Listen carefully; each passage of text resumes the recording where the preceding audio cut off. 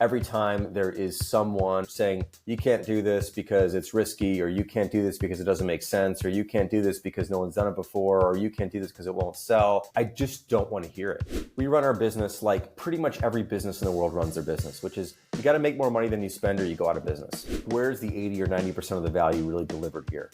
It's typically in a very small set of things. Why does the thing I'm super excited about going out on a Friday night have to look like this horrible meeting I have scheduled at 2 p.m? When we get annoyed, we make something. And we're just annoyed. Like, we just got annoyed. Like, let's make something. Let's do something about this. It's about keeping things honest and simple and true to what they are. It's about knowing how to get the most out of things. That, to me, is how you make a great product, just like how you make a great sauce. There's nothing that complicated about it. Welcome to Remarkable by Design, where we share the stories of people building world-class brands, products, and experiences, and explore the choices they made along the way to create truly remarkable things. Today, I'm joined by Jason Fried, the co-founder and CEO of 37 Signals, which makes Basecamp, Hay, and Campfire, a new product in their once range, which we dig into. Jason sees himself as a bit of an outcast of the industry, but his point of view is considered and refreshing, having built a company that is unique to the ones you typically see in tech. 37 Signals have no investors, no board, no plans to go public or sell their business. They've made a profit each and every year they've been in business and now generate tens of millions in profit every year. They don't spend money on marketing or sales to acquire customers. They trust their gut and intuition over being data-driven. They consistently spot trends, share their point of view and go early on things, and they serve over 100,000 customers and counting with an intentionally small team of 75 who share in the spoils of 37 Signals' success. I love how so many of the things Jason and his team do are shared openly for the world to learn from and use, whether that be the 37 Signals they stand for as a business, the 4 books Jason has co-authored, shape up the ways of working methodology they created, or in Ruby on Rails, a coding framework used by tech companies all around the world. Among other topics, Jason and I discuss the people he deeply admires and what we can learn from them, why independence is so important, this mythical beast called profitability, how to grow to 100,000 customers without spending on sales and marketing, revisiting quote-unquote solved problems, why the world is ready to pay for software once again, and creating a cohesive experience. Without further ado, I hope you enjoy my conversation with Jason Fried as much as I did. And I guess we're live. So Jason, welcome to the show. I'm thrilled to have you here. My first interaction with anything that you've kind of been a part of was stumbling across the 37 Signals that live on your landing page today. Having spoken to a bunch of people, it seems like that's a really good place to start and where a lot of people find some of your work, which is really exciting. In that moment, I kind of read through the 37 in one sitting. It took me about 15 minutes. I was really energized by it. It felt like something a little bit different than what you typically read on the landing page today. And for me, it kind of felt like I'd read the things that you stand for as a business. I then jumped back and I saw how that evolved from the original set from 1999. So I'd love to rewind the clock and kind of start there. Can you tell me a little bit about the story behind the 37 Signals themselves? Like, what made you want to share those? How did you come up with them? How did they come to be such a big part of your business? Yeah, when we first started the business, we were a web design company. And back then, and same as today, everybody leads with their portfolio. And it's understandable. Like, people want to show the work they've done and they assume someone who's coming to hire them wants to see the work they've done. All true. But everyone's work looks the same, frankly. I mean, to a client, everyone's work looks the same, unless it's terrible. But generally, it's very hard to tell the difference between two companies really based on their work, especially these days where a lot of people are using very similar design conventions. And back then, it was actually similar too, just different design conventions. So we wanted to lead with ideas instead. We wanted to go and just have no pictures, have no work, and just talk about what we think, who we are. And we knew that would be differentiating. People don't typically do that. They still don't really do that. They kind of do it a bit more today, but not in the way we're doing it. Especially back then, it was completely radical. and it was black and white and text only. And we just wanted to say, like, look, in anything, like, you've got to differentiate yourself. You got to set yourself apart. And we wanted to, we have ideas, we have thoughts, we have points of view that we wanted to get out there. And we thought this was the best possible way to do that. As far as the 37 themselves, I don't know why we picked those. They just felt right. I mean, we probably went through, I'm trying to remember back. I mean, I wrote them, but probably had 50 or 60 different ideas. And we sort of kept honing and editing and honing and editing and feeling like these are really tight. There's nothing in here I wish we didn't have. And there are a few more I wish we had, but we don't have room. And that's a good feeling. That's a good place to be. And we ran with those up until just a few years ago when we relaunched 37 Signals and have a new set of 37. But again, the idea is to lead with ideas and to establish yourself and your company as a place with a point of view. And I don't believe your work is really a point of view. Because a lot of the times client services firms, they don't really get to really do what they want to do. They have to do what the client wants them to do. So even in that case, they aren't really presenting their true point of view. They're presenting what they were able to do, which is very different. So this is the purest form of that, and that's why we ran with it. Did you find when you initially released the 37 and you kind of went against the status quo, instead of sharing work, you shared some of your ideas, did people get it? Did they respond well to it? Some didn't get it and didn't understand it all, and great. And some did, great. And the whole point was this was actually a filter in a lot of ways. Like, if you liked what you saw, if you liked what you read, if you understood what we were trying to get at and trying to say, and you had work you wanted to get done, there's a good chance that we're going to sort of be the right people to work with, and you're going to be the right client for us. If you don't get it and you want to see a bunch of, colorful pictures of work, we can provide those to you, obviously. But if you can't even get past the first level, which is like these ideas, and you don't jive with any of them, or they don't make any sense to you, or it seems totally foreign and weird, we're probably not the right firm for you. So it was a really good filter for us. And I think that's true with just about everything we've ever done. Is we've got people on one side that love the work that we do, and other people who don't get it or hate it or can't understand why anyone would buy it. That's a good place for us to be. And we've tried to stay in that quite wide zone, but actually, quite fragmented place of lovers and haters, basically. We're not trying to make people not like us, but we have, again, a point of view. And when you have a point of view, that creates a point in which someone can then, bounce their own thoughts off of this point of view and go, do I get this or do I not get this? Do I like this or do I not like this? That's what we like to do. I'd love to explore further this idea of a filter and this idea of what happens when you share a point of view further, but we'll put a pin in that for now and we'll kind of circle back to it. I'd love to spend just one more question on the 1999 version of what you guys did. And that's with number 14 on those 37 signals. I don't expect you to remember what that is. That's the breadcrumbs one, where you have a list of 16 people who changed the world in different ways. From you had Steve Jobs there to Steve Prefontaine, like a very wide-ranging list. And I can read a couple more to jog your memory. You got Michael Jordan, John Lennon, Jim Henson, the Coen brothers, Gary Larson, among others, a bunch of scientists in there as well.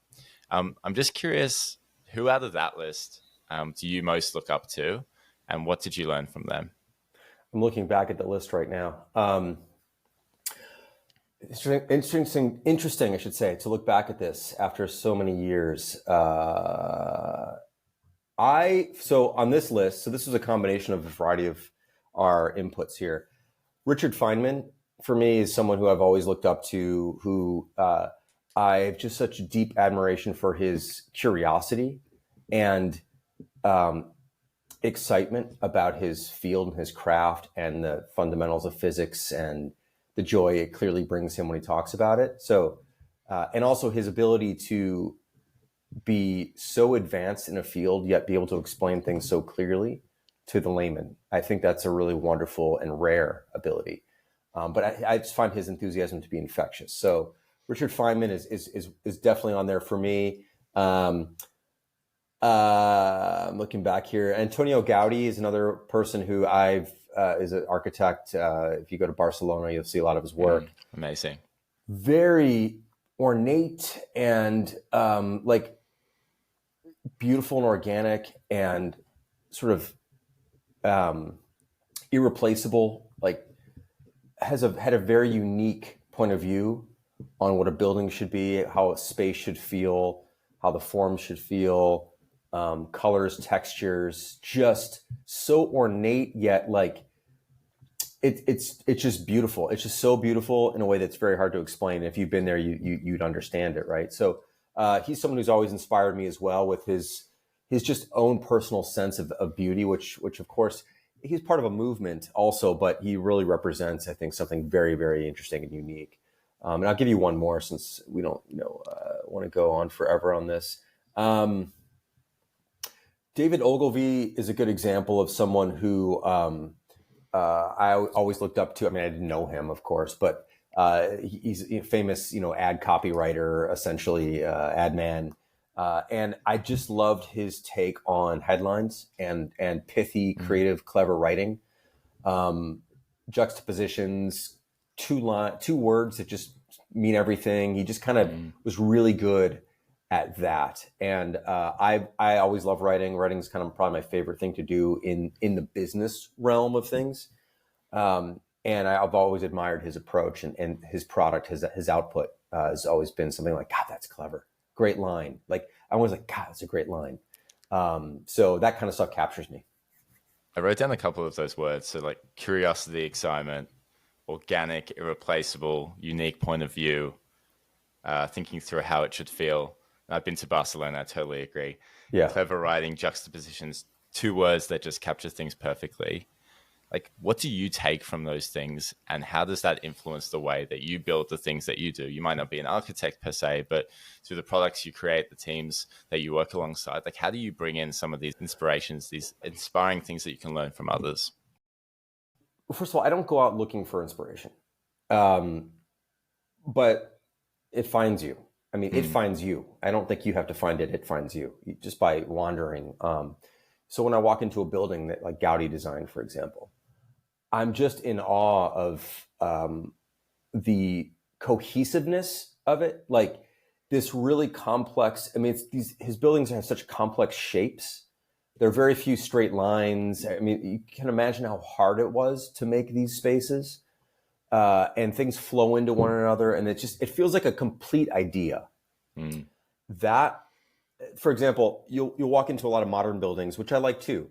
But you'll be like, there's a lot of dead space in here. Like the idea was like, there were these couple spaces that were amazing, but like the hallways to get there were just sort of afterthoughts. They just needed to be there. And there's just not a lot of thought. It feels like to me, and oftentimes in the whole building, there's these spaces like this auditorium's incredible or whatever, but like the space where people queue up before going to the auditorium is like unconsidered or something. I find Gaudi's buildings to be fully and thoroughly considered. That is rare. And you see it also in product design. Some products are just so perfectly considered throughout, from the packaging to the marketing to the words used to describe them, to the actual products themselves, to the way they're finished, to the materials used, to the tolerances. Like it's rare to come across something that's so completely considered. And so I don't think we're at that level. Like it's hard to be at that level, really hard, but that's a level I strive for, is to try to make really cohesive, completely considered products and marketing sites and ideas that don't feel like there's any dead space or like, wow, that's a dirty corner. No one really thought about how that was going to work. So I would say that. And then people like Feynman, just the sense of enthusiasm that I find if I'm not enthusiastic about something, that's a bit of a red flag for me. Now, sometimes I'm not going to be enthusiastic about everything, clearly, like you can't be. But if it's core to what I do and I'm not that excited about it, it's time to reflect a little bit. Like, what's going on here? Am I not behind this product for a certain reason? Do I not believe in this idea? Am I just doing this for some other reason, which isn't really true to me or true to us? It's just a good reminder. So again, I don't have a book. I don't like have a list of things that inspire me specifically, or I don't go out looking for, like, I'm blocked. Where do I go to find inspiration? I think it's everywhere. I mean, you can just walk outside and look at a tree and be like, okay, that's pretty incredible. So I don't feel like you have to go very far. But there are moments or people you run into and you're like, wow, that is a cohesive, there's something there that's just, again, I'm going to say fully considered. I find that to be, again, rare and something I'd like to emulate as best I can. Yeah, well, I guess even if you don't kind of go out and seek it, it's amazing that you're aware of the things around you and you can kind of identify things that are fully considered and you can take something from. I'm getting nature, this by the way, like to me, like nature is just another perfect example that you don't have to go anywhere. I mean, you can go look at a tree, and not that it was, it just, however it is, it's like that tree right there is the best version that it could possibly be. It's sort of grown into the space that it has. It's oriented its leaves towards the sun. The branch structure is there for a reason. And it's like just perfect.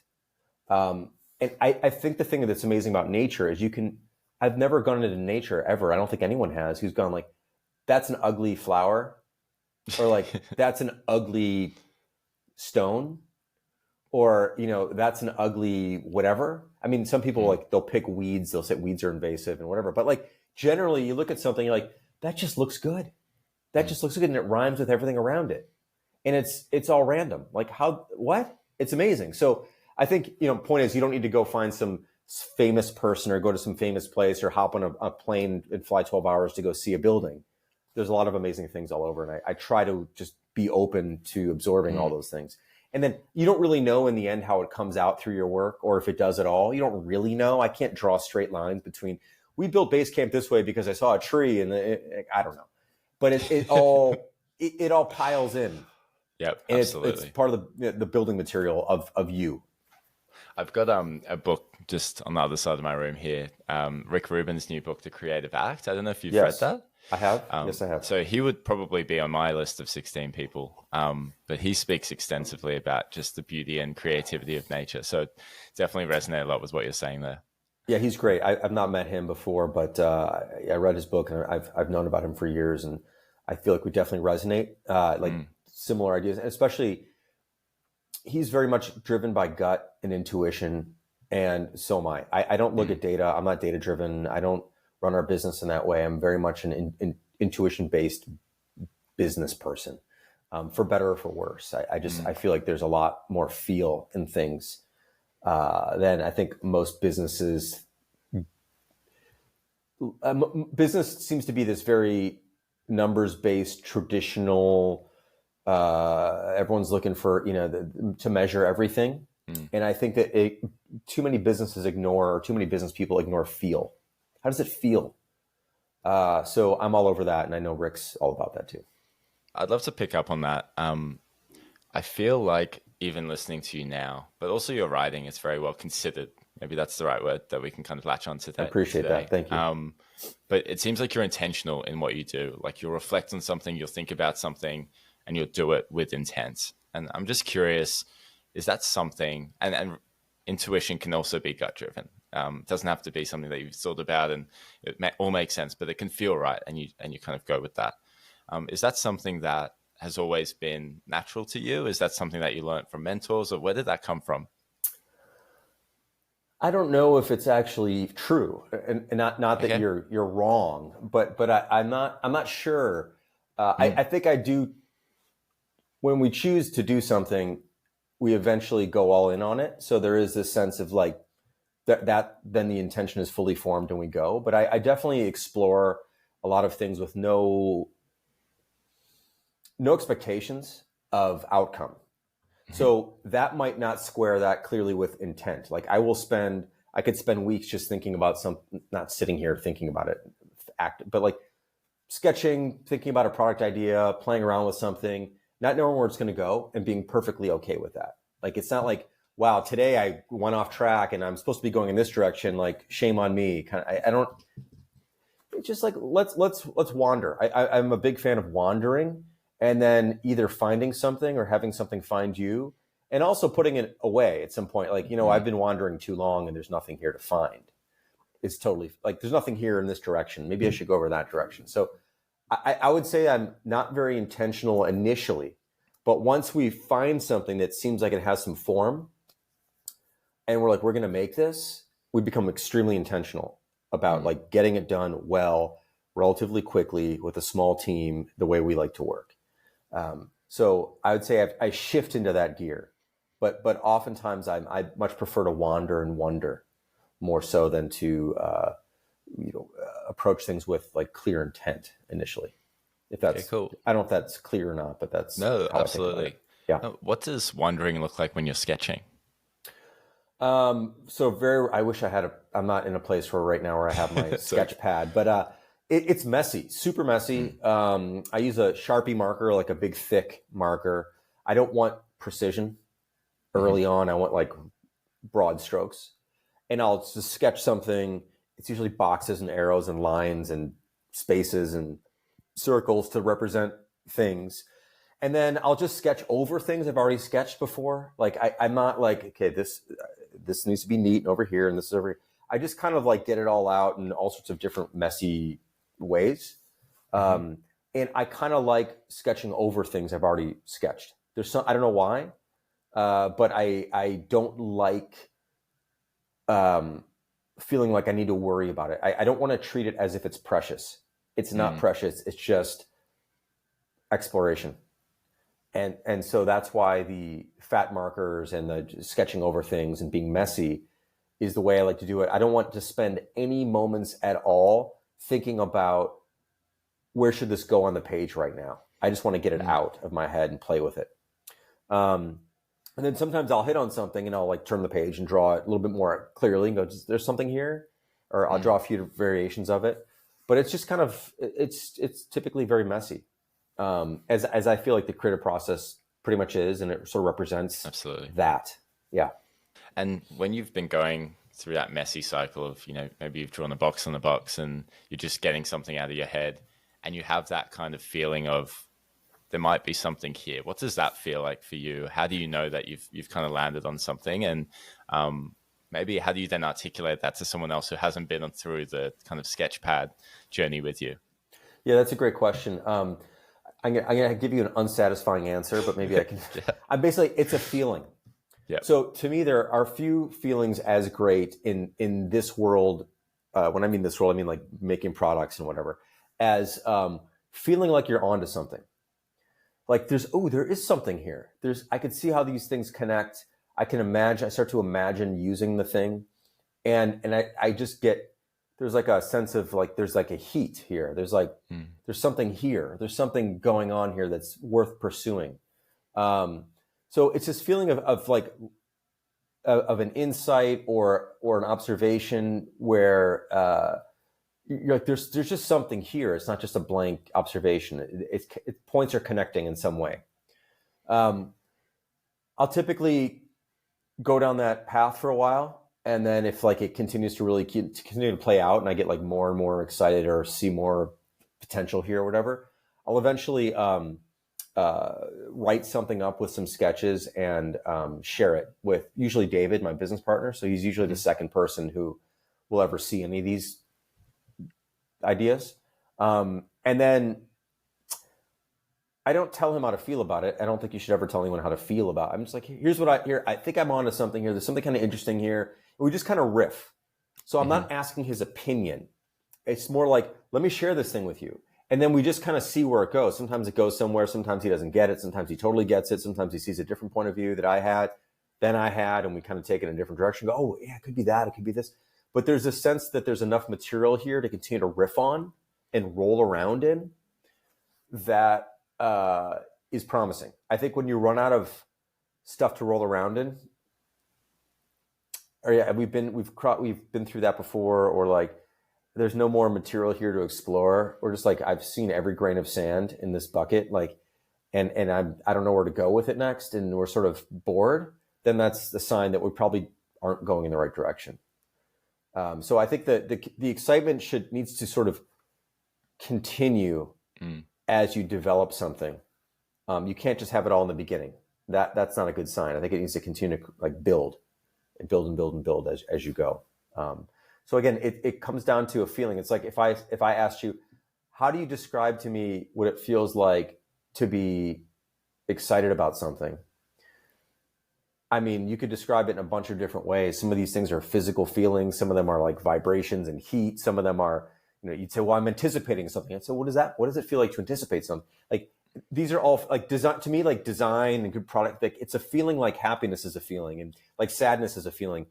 Hitting on something is a feeling. It's probably a combination of a lot of different feelings, but it is a distinct feeling of excitement and rolling forward, I think is kind of how it feels to me.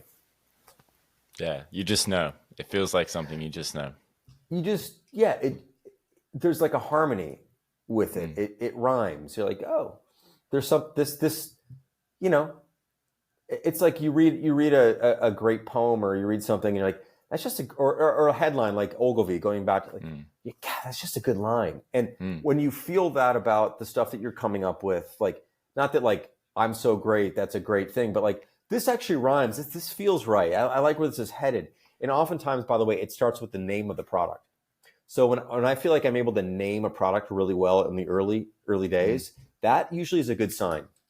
When I struggle to come up with a name for something, that's usually a bit of a red flag, frankly. I don't know what it is about naming things, but I love it. Yeah, no, I get it. Like, putting a label on something is something symbolic you can kind of reflect back on. I'm going to shift gears a little bit here. Yeah, and this is going to feel totally unrelated to, a good piece of poetry or harmony, maybe. But I do feel like it's related to everything that you guys do. And I think when I was preparing this podcast, I didn't want to touch topics that you had spoken about too much, or at least find a bit of a different angle to explore them. But for me, this idea of independence is so foundational for you guys in everything that you do, how you work, the things you decide to do, why you do them, etc. I've worked in funded tech companies, so I know what that feels like, but I'm curious to understand for you, why was it so important to be independent? And what do you think is surprising for people who don't work in that environment about what that enables you to do? Why is it important to us? I don't know if I can answer that. It just, again, is something that we value. I feel like I don't want other people telling me what's possible or what we can or cannot do. Where's that come from? I don't know. Childhood, who knows where that comes from. So like, I don't really know, but I just know that every time there is someone or something or some institution or some whoever saying, you can't do this because it's risky, or you can't do this because it doesn't make sense, or you can't do this because no one's done it before, or you can't do this because it won't sell. Like, I just don't want to hear it. I'm not interested in that. I'm interested in finding out like the answer. I don't want to be told what someone else thinks. I want to make the thing and let the market basically ultimately kind of tell us if this is a good thing or not. I mean, yeah. So it's just like a core thing in me. I've probably always been this way. It's probably why I'm an entrepreneur. And I'm actually kind of surprised that so many entrepreneurs, like, one of the first things they do, like, I'm going to start my own business. And the first thing they do is, I need to go raise money. And now the first thing you're doing is working for someone else. You're working for that investor now. So you're not really running your own business.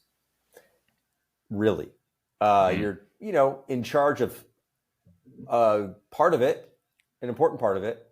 But there's someone, you just signed up to have someone above you, ultimately deciding your timeline, ultimately deciding in many cases if you can survive or not, if you're allowed to do what you want to do.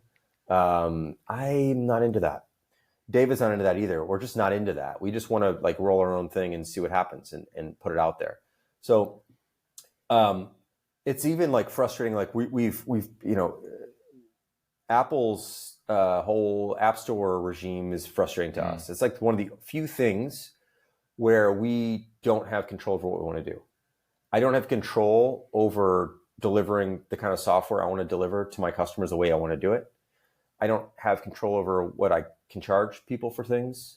If you go through the App Store, I don't want to give Apple 30% of our revenues for decisions we made and for customers we've built up over the past 25 years. Like, it's the only thing really in our business where we have to play by those rules, and we just hate it, frankly. I just do not like that. That's one of the reasons we love the web so much. The web is fully independent.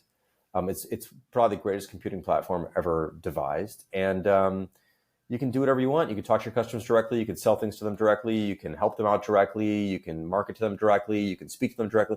That's what we want to be. It's our business.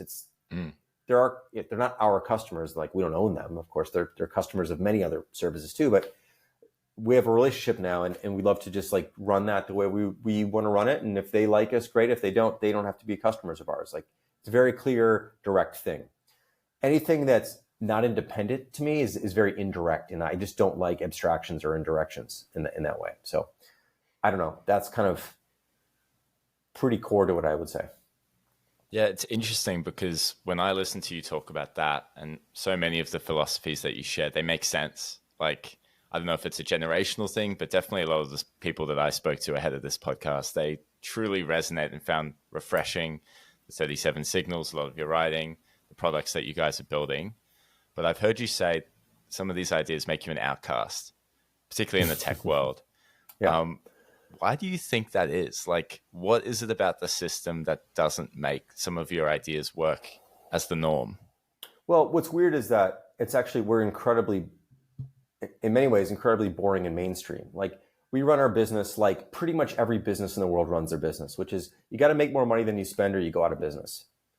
The pizza shop on the corner like runs like we do. Like, they're not selling more pizza than they can afford to sell.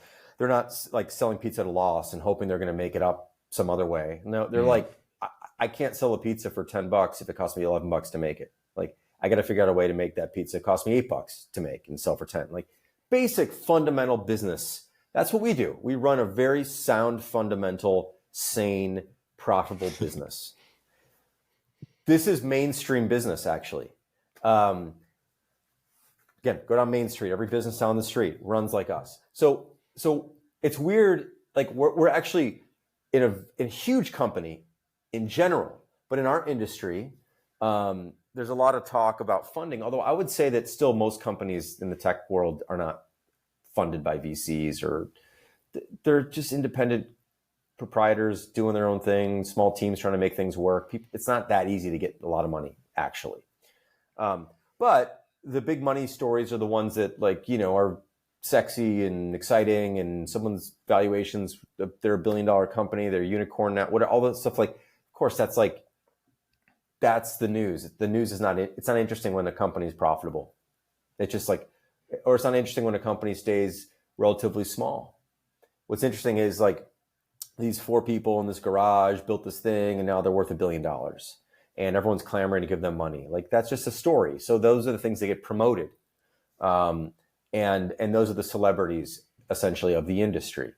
You can be, I guess, a celebrity in this industry in a different way, but the ones, the A-listers in many ways are the ones who've raised a bunch of money and are worth a bunch of money on paper, So I don't know.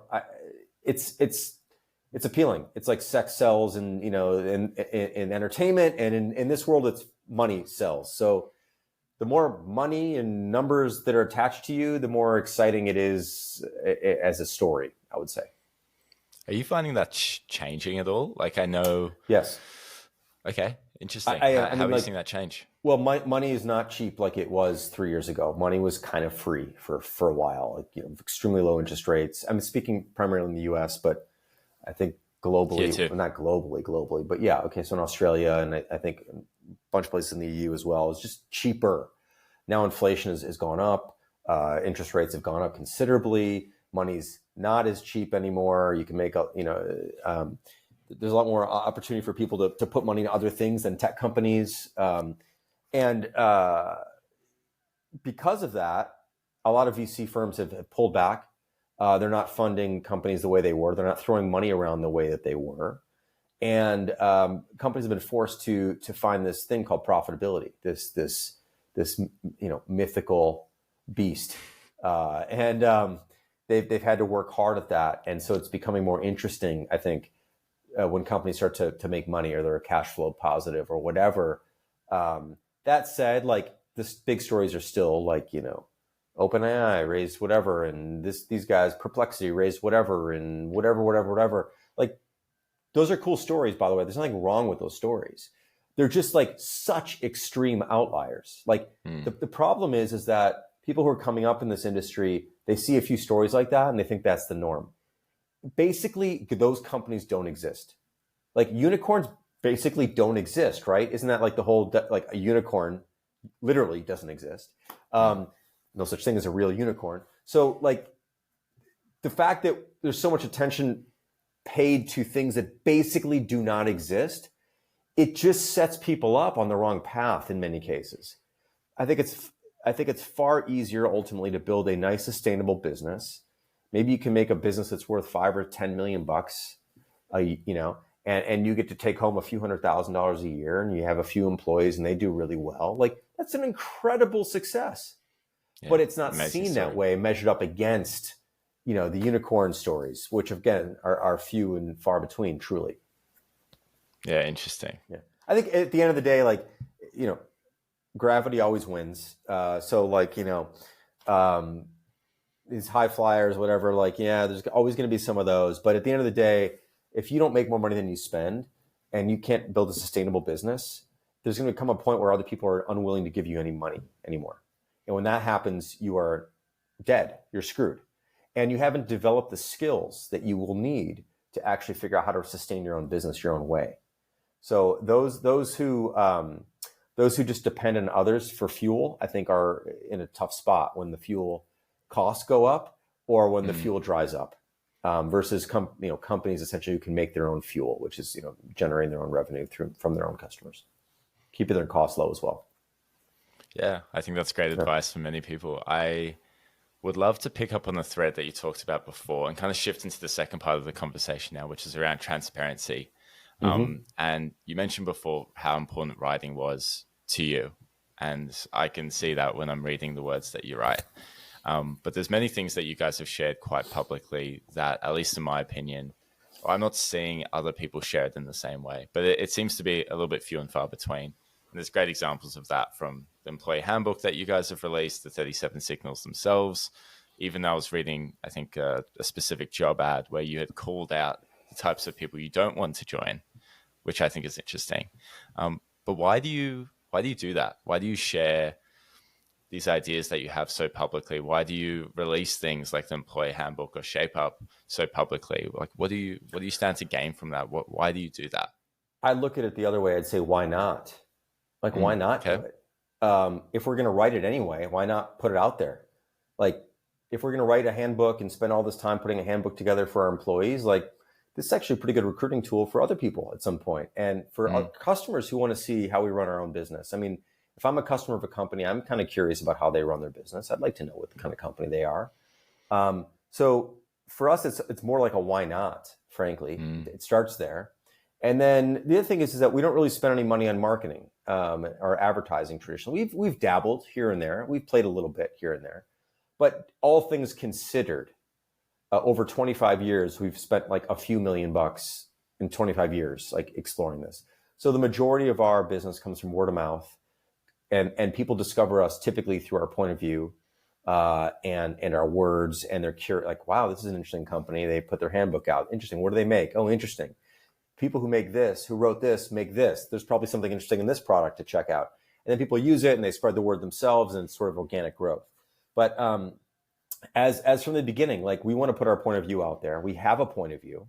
We have something that we think is worth saying, and we have something that we think is worth contributing to the conversation. And a lot of it is counter to what typically, people are typically hearing from our industry. So we feel this, in some way, this sense of obligation to be a counterpoint. And we, again, enjoy writing and enjoy shaking things up a little bit and pointing things out and sharing a different way of doing things. So there's an enjoyment in it, and there's also a why not do it.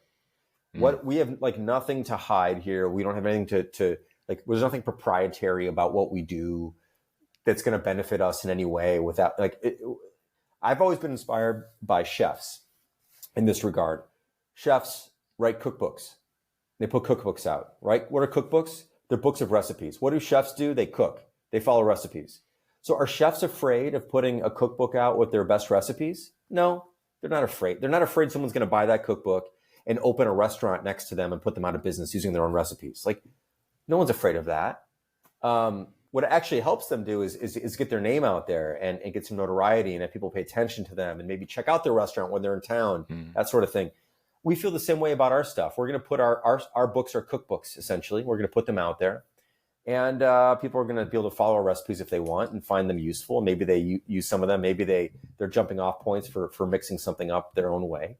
But why not? Like, why not do that? So that's, I would say, a big part of it. And this extends also to like open source. We've contributed mightily to open source. So we give away a lot of the work that we do for free, not just words, but code. Ruby on Rails and a whole bunch of frameworks we've built. I mean, this is free stuff. Take it. It's yours, including our new stuff, Once, which is not once.com, which is not free, but you get the code. You buy the product. It's like whatever, it's a couple $100. You buy it, install on your own servers, and you get the code. So you can look at the code and see exactly how the product was built. There are no secrets there either. Again, what's the point of keeping the secrets? What's the point of making something proprietary? Like, so you have some sort of advantage? I don't know. Maybe there's an advantage, but there's also a huge disadvantage, in my opinion, of keeping things too tightly to your chest. It's like other people don't know about them and they can't be inspired by them and they can't see them. We think all these points are sort of points of light for people to see and to discover who we are and what we're about. So for us, it really benefits us to share as much as we can. So why not? And I hadn't reflected on this. I'm a Hey customer. Thank you. But that's exactly why I opted in. It's because I resonated with the principles. I don't think I made a conscious decision per se, but it made sense for me to, pay with my check to a company that felt like the ideals were related. And I think a lot of people would be surprised to hear, or at least very intrigued to hear, that you guys don't spend money on marketing, or it's been a couple $1 million in the span of 25 years, which is mind-blowing for certain businesses today. Yeah. But other than sharing your philosophies or being very transparent with your customers in the market, are there any other things that need to be true in order for a business to effectively not spend on distribution? Well, or acquisition, perhaps, is maybe more what you mean there. I would just assume. Yeah. I mean, first of all, you've got to keep your costs low. So this is a thing in other companies don't think that much about in our industry, which are costs. Primarily, again, because money's been cheap or free for many of them. The narrative is like grow, grow, grow. So we're not focused on growth. That's not what we're aiming for here. We're aiming for sustainability. And I don't mean that in like terms of like materiality sustainability. I mean, like, can we stay in business? We like doing what we're doing. If we can stay in business, we get to do more of that. Like, that's the point of being around, is to do more of it if you like doing it.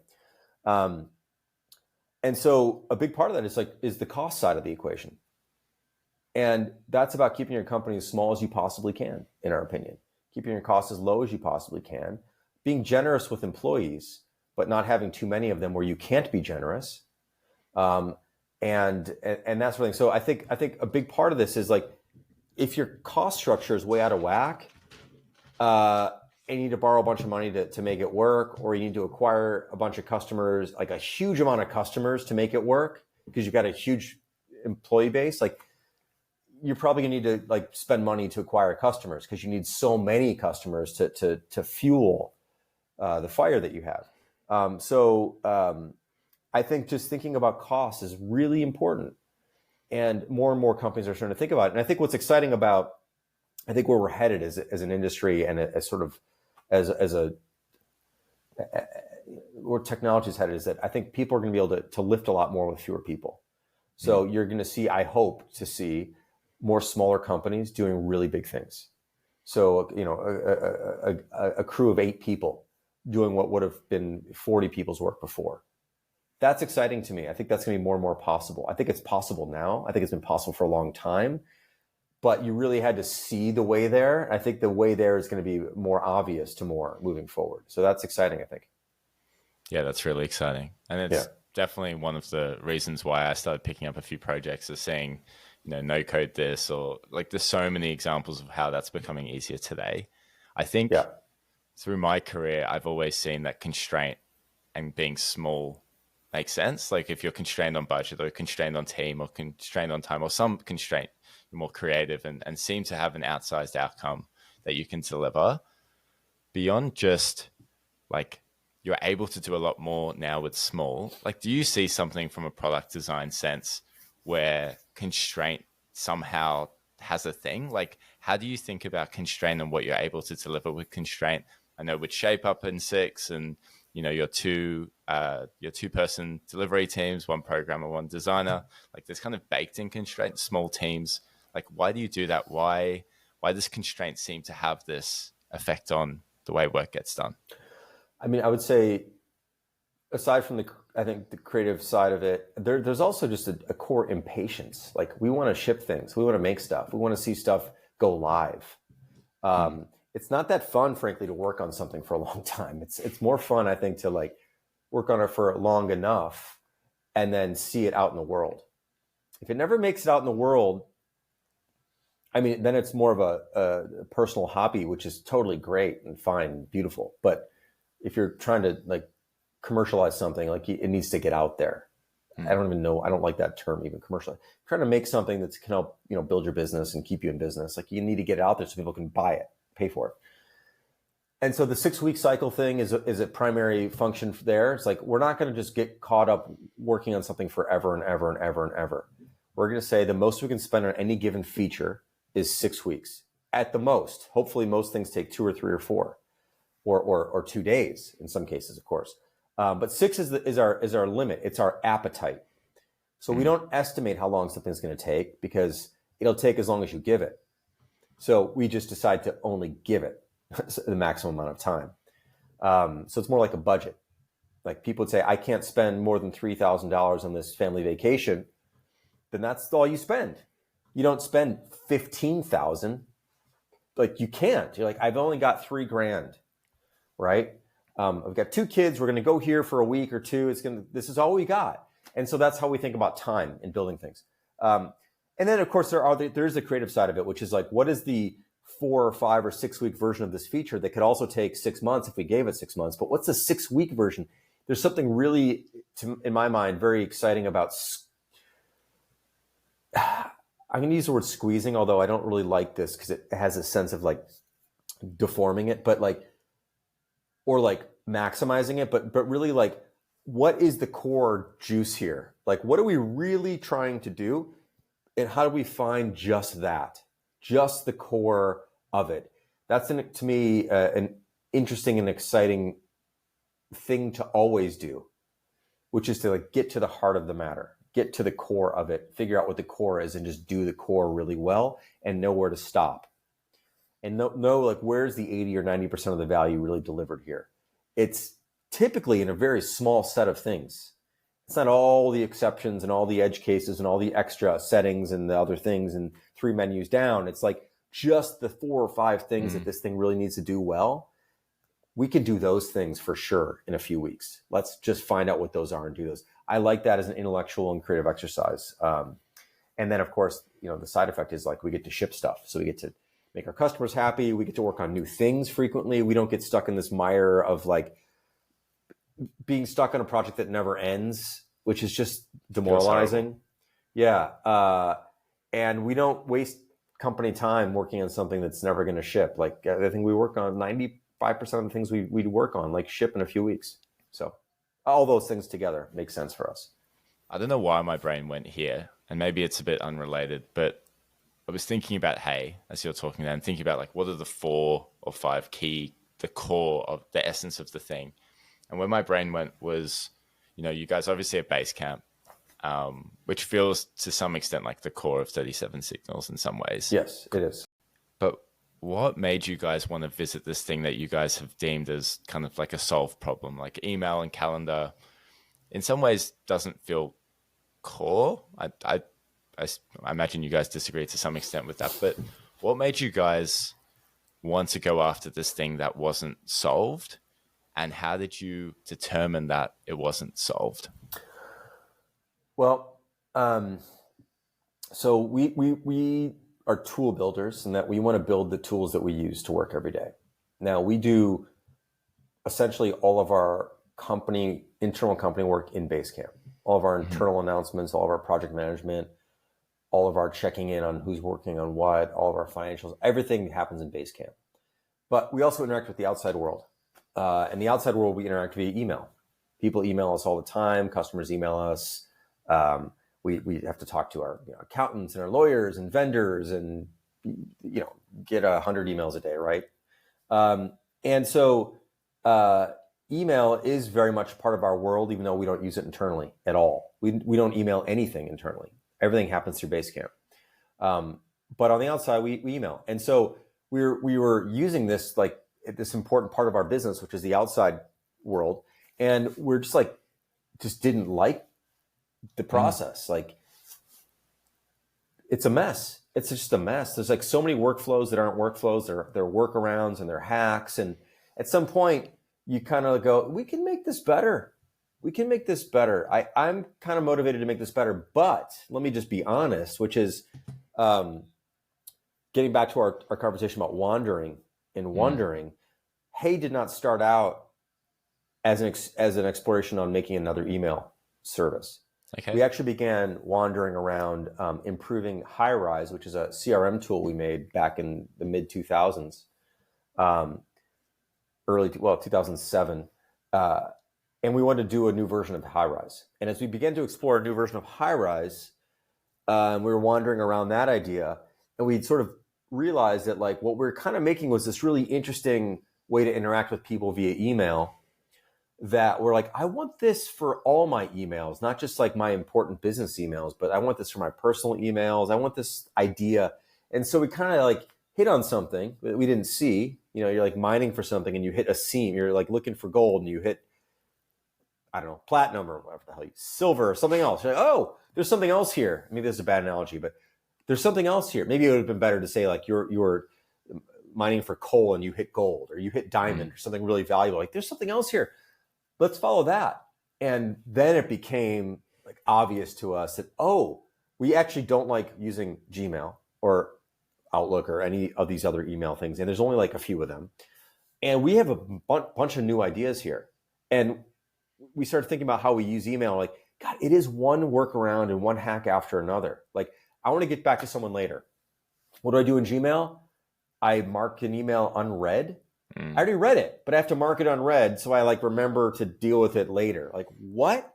But we've become so accustomed to doing that you kind of, it's very easy to just think that that's a solved problem. It's completely unsolved, at least in Gmail, which is, a billion people use.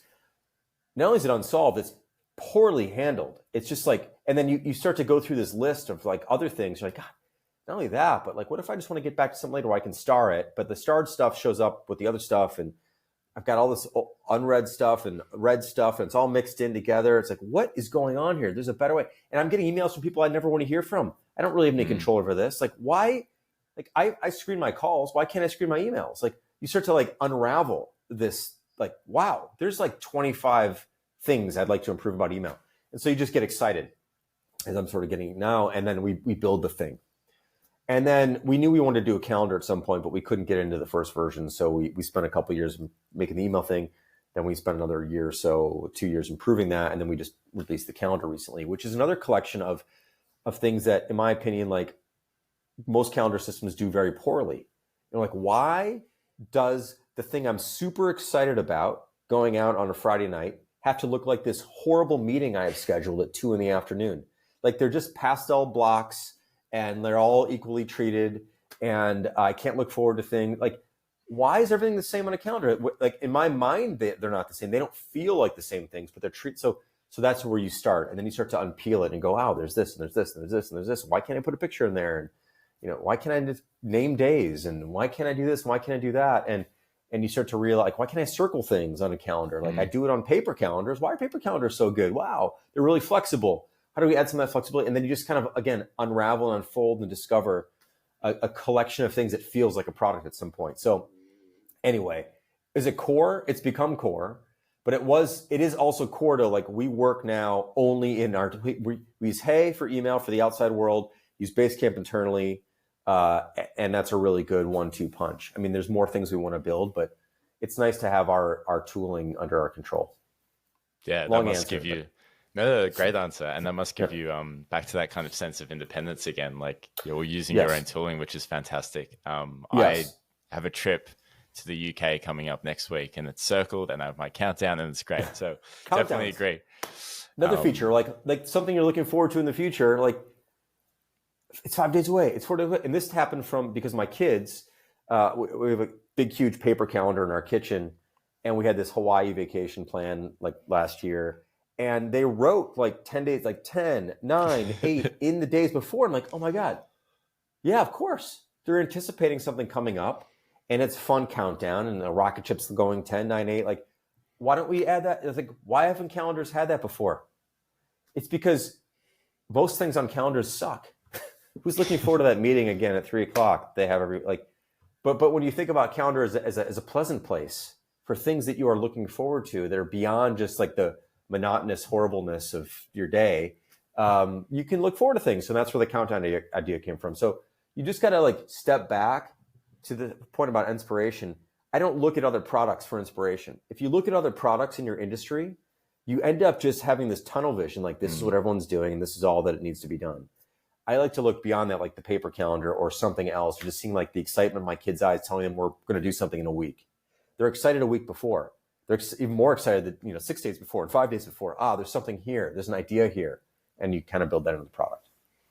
Yeah, I absolutely love it. And so, yeah, glad you got that inspiration from the paper calendar and your kids. I've got two more questions, and I'm watching the time. Sure. So we're kind of wrapping things up. Yep. Maybe on the same vein to what you guys saw in them going after, email and calendar, you mentioned before once, which is really topical, I guess, for you guys. And so I love this idea. I think it's fascinating. Again, a principle I can resonate with. But what were you guys seeing in the world that made you think, okay, it's time to maybe take a step back as software and pay for it once? Like, why is the world ready for that idea again? I think the tipping point for us was when BMW introduced a subscription for heated seats in their cars. Oh, no. Yeah. We're like, are you kidding me? You have to pay a subscription now to have heated seats? What? And I think that was, again, the tipping point. Like, you started, like, if you have your antenna up, you can sort of sense that, like, there's a bit of subscription fatigue happening. I mean, everything now is rented. Everything is now as a subscription. We actually were paying for some other products that were like, why are we paying so much month after month after month after month after month? What? Like, why is everything rental now? And then the BMW thing happened, and there was other things that happened around that as well. And we just had this insight. David actually initially had the insight, like, there's some things that used to be really good that we've lost. And one of those things was owning software. Why can't you just buy a piece of software and pay for it once, install it on your own server, and maintain it yourself? Like, why not? Part of the reason why is because it became very complicated to host software that multiple people had to access on infrastructure. Things were really complicated at some point. And SaaS made that a whole bunch simpler because you don't have to think about any of the infrastructure. You just signed in and paid for it, and great. But there's a point where things actually have gotten easier again. Like, we built once, like on any server, DigitalOcean, your own server. This is slightly technical still, but we email you a single command, a single line that you just paste into a terminal. Now you have to understand what a terminal is and whatever, but like a lot of people can get this. And it just installs everything itself. It takes care of everything itself, provisions all the stuff you need, and auto updates every night at 2 a.m. And like, you're off and running, and you paid for the software once, and you have it running on your own server, and your own server is not hard to maintain. This is not hard. It used to be hard. It's not hard anymore. It's easy again. There's some new technology that came out. We're using Docker. Things are way more possible than they were before. And so technology aligned, the subscription fatigue was real. You see like this tipping point of BMW and seats. You're like, okay, there's something else here. So we don't know if this is going to have legs or not. Like, we've launched one product, working on our second product right now. The first product was Campfire. It's doing quite well. Great. But like, I don't know, like, does it have legs? Are we really early? We've typically been very early on ideas, from remote work to 4-day work weeks and whatever. Are we 3 or 4 or 5 years early on this? I'm absolutely convinced and certain that people will buy software again and not just rent software forever, right? But I don't know when people are going to get more comfortable with it. So sometimes you have to be early and put a bunch of products out there and set the example, and people get more and more familiar with it. So we're not hanging up a SaaS, which Basecamp's still SaaS, Hey is still SaaS. We might make another product that's SaaS. So we're going to kind of play both sides and figure out which products make sense on which side. and do those and see what happens. But I think it's long past time for this to be an option. Yeah, I love that having a point of view isn't just writing a piece, but it's also having a crack and building something and seeing if it works, being early. When we get annoyed, we make something. And we're just annoyed. Like, we just got annoyed. Like, let's make something. Let's do something about this. Let's like not just argue and debate and get pissed and complain, but let's put our argument out there as a real thing that people can use and go, wow, this actually is way simpler than I thought it was going to be. I remember when we were talking about this, people thought it was going to be super, super expensive. It's currently $299 US once. Like, people are thinking it's going to be thousands of dollars. They thought they'd have to be like support contracts and all. It's like, no, actually, you don't need any support. There's nothing to it. It auto updates every night. People are like, how do you get updates? It's a solved problem. We solved this problem. It just auto updates every night if there's any updates. And if you want to opt out of that, you can opt out of that. There's nothing to maintain it. It's dead simple. It's actually dead simple again. But a lot of people, it's going to take them a while to get comfortable with that. So we'll see what happens. Well, I'm excited to see what happens there. Well, now last question. Yeah. So I really appreciate the conversation that we've had.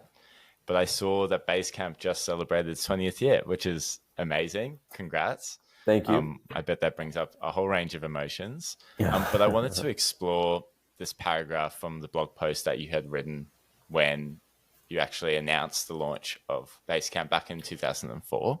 Yeah. And so I'll read this out to you, and I'm just keen to get your thoughts on it. So Basecamp isn't revolutionary. There's nothing brand new about blog-like posts, to-do lists, and milestones, but it's the integration of the three ways you think about a project: what to say, what needs to be done, and keeping track of little frustrating things that often get lost in the shuffle that makes Basecamp special. Plus, it's very fast and streamlined, no bloat, lean code, CSS, XHTML, intuitive and useful. The overall experience is the appeal. For me, there's kind of two key lines that stand out there. It's the first, Basecamp isn't revolutionary. And the last one, the overall experience is the appeal. I'm really interested in that. It's really clear in hindsight that Basecamp was right. It's been an amazing product. But I'm keen to hear your thoughts on whether you still believe for products today that the overall experience being the appeal, is that something that can still work? Just kind of not the individual parts being revolutionary per se, but just the way you do the entire experience. That can be the differentiator. I think it remains true. And I think it's frankly true with pretty much everything. Again, this comes back to this wishy-washy thing. Like, it's a feeling. Like, when it's all sort of there and together and presented a certain way, there's a cohesiveness about it, a wholeness about it that's very comforting, I think, when you run into something like that. So I do think that. I also think most people's problems are really simple. So you don't need to make really convoluted, complex things. If you really get into asking people like what they struggle with at work, I'm just talking about work stuff specifically here. What do you struggle with during your day? What's hard? It's pretty straightforward stuff. It's like, it's hard to communicate. It's hard to get on the same page. It's hard for people to understand where we're at and what we're doing as a company. It's hard for me to know what everyone's working on. It's hard for us to figure out priorities. Like, these are not complicated things, actually. They're really straightforward things. But a lot of software actually makes them harder than they are, considerably harder than they actually are. And so people end up wrestling with software. They wrestle with overly sophisticated solutions to simple problems. And so to the first point, which is like Basecamp's not revolutionary, like what we meant by that, and what we still mean by that is like, again, like it's this collection of very straightforward, simple tools, but it's the certain combination of those tools. It's like, again, I'm going to go back to cooking. You can make an amazing dish. What's in it? Tomatoes, salt, oregano, olive oil, pepper, shredded carrots. Like, this is basically a really good marinara sauce, like just an awesome marinara. These are the simplest ingredients like you can find, right? Dead simple. But it's how they're put together. It's how they're prepared. It's how they're cooked. Now, in our world, cooking is different. It's like we're cooking a product in we're putting something together. We're trying to meld things so they work well together, so they make sense together. And you dip a really good piece of crusty bread in that marinara, and it's just delicious. Simple things. Okay. You don't need to go to the edges of the earth to find some super rare spice to make this taste good. No, it's about technique. It's about keeping things honest and simple and true to what they are. It's about knowing how to get the most out of things. That to me is how you make a great product. It's just like how you make a great sauce. There's nothing that complicated about it. It's a technique thing, and it's making sure you don't overdo it. You don't over salt it. You don't over whatever it. You don't overcook it. It's like anytime you over something, you ruin it. Yet a lot of software is overdone all the time. So yes, I mean, it's kind of a bit of an obtuse answer to the question, but that's kind of how I feel about it. That's sort of my sense. I love it. There were a couple of ways I was considering that this show would end, but it wasn't with marinara sauce, but I'm happy about it. Me neither. I'm absolutely stoked. Yeah, it worked out well. I like that one at the end. That was good. Yeah, it's some inspiration for my breakfast. Maybe I'll do some eggs or something. Eggs and marinara, delicious. Delicious combo and simple and simple. Yes. But hey, Jason, this has been wonderful. I really appreciate it, and just wanted to say a massive thank you for joining the show. Well, I'm glad we could do this. Thanks for having me on, Mark. It was really a pleasure.